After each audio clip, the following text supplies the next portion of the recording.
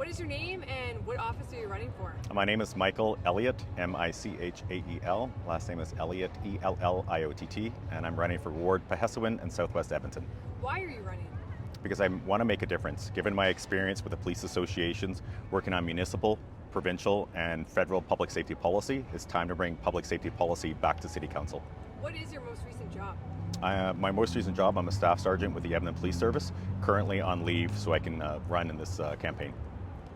If you are elected, what would be your first priority to fix? Actually, the first priority actually develops into three priorities, and one is the big issue that's across the city is the infill discussion. That needs to be put on pause, and we need to reevaluate, because I find policy was created without consulting with the people. We need to get the people's involvement to help create proper policy. Second aspect is public safety. In the ward of Pihêsiwin, I want to pull all of the stats that's involved in all the communities within Pihêsiwin to find out what are the top three concerns, because I'm hearing significant numbers at the doors about speeding, safety, break and enters, and crime. So I want to find out what each community has an issue with and how we can develop and create policies and or how we can address the issues without the help of every community member. How will you balance fiscal responsibility? Well, fiscal responsibility is I find we need to get back to what's needs versus wants. And that's what I think, what is the core function of a city council? So when I talk about fiscal responsibility, I think we have a fiduciary responsibility to make sure that every dollar that we spend has a significant impact. And I find there's been things that have been spent on that truly hasn't been researched and ensure that this is the best impact for the dollar for the citizens. Construction, long timelines definitely frustrate Edmontonians. What would you change about how Edmonton plans and delivers these projects? I think we need to do a holistic approach about when we look at projects, what is a need versus want, and if it is a need, what is the priority of that need? So if it's significant, say, the reconstruction of a bridge, that has to be the priority so we can get it addressed and fixed on time and potentially before time as well, because it impacts not only citizens going back and forth, it impacts the movement of transportation, the movement of goods, and it impacts the tax aspects of it too, revenue that's coming into the city. So the more you delay aspects, the more it affects the city income. What is your plan to make Edmonton safer?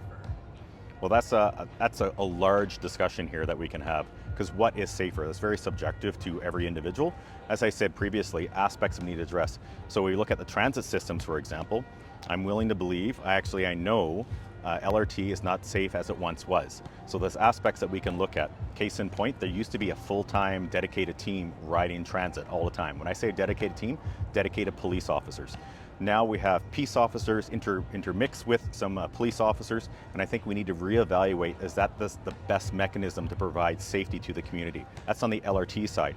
And as I said previously, when I look at traffic, we find that there's issues now that there's no photo radars. We're seeing an increase in speeding, an increase in accidents, increase in fatalities. So we need to work not only within the Edmonton Police Service through the Police Commission, we also need to work with our provincial counterparts to make sure that we can take care of safety on our streets and on our roads. Where do you stand on infills, as you mentioned, and what is the path forward?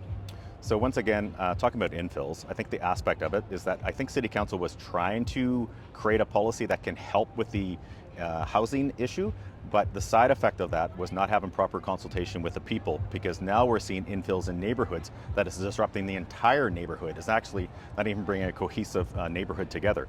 So I say we should pause on this and reevaluate to find out what is best for each community and have consultations with that community to find out what is best for that neighborhood. Then we create policy around that so we can know that there's input from all aspects, from developers to residents, so create a policy that resonates with everyone. What do you think about the city's relationship with the province, and how should it be? I think the relationship right now is fractured, and so I want to work on changing that. And I think a method I can change is that I've been very fortunate that I have a relationship with federal government. I've worked under the Harper government, I've worked under Trudeau government.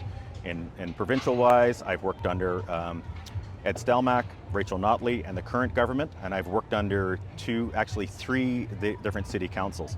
So I believe the relationships that I forge with all three levels of government will be very beneficial for me in city council, so I can build those relationships and repair any damaged relationships from the past. What is your vision for Edmonton? Vision, you may say, is something simple. What is our goal and what is our vision?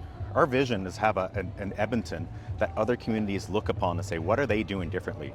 Why are they leaders in public safety? Why are they leaders in creating revenue? Why are they leaders in bringing business back to the downtown core? That's the vision that I have. And how do we do that? That's working together cohesively to make a better Edmonton. And by making a better Edmonton is electing people who have, can work together, can function together, and have those relationships with the provincial government as well as the federal government. If you are elected, what is one thing you want people to remember you accomplished at the end of your term?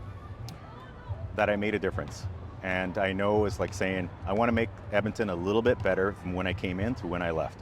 And not only that, but we can actually inspire and be mentors to the young generation that make them want to get involved in politics to say they want to make a difference for their community, whether that's on a municipal level, a provincial level, or a federal level, because I know the next generation is going to be taken over from us and we need to forge a community that's going to work well with everyone.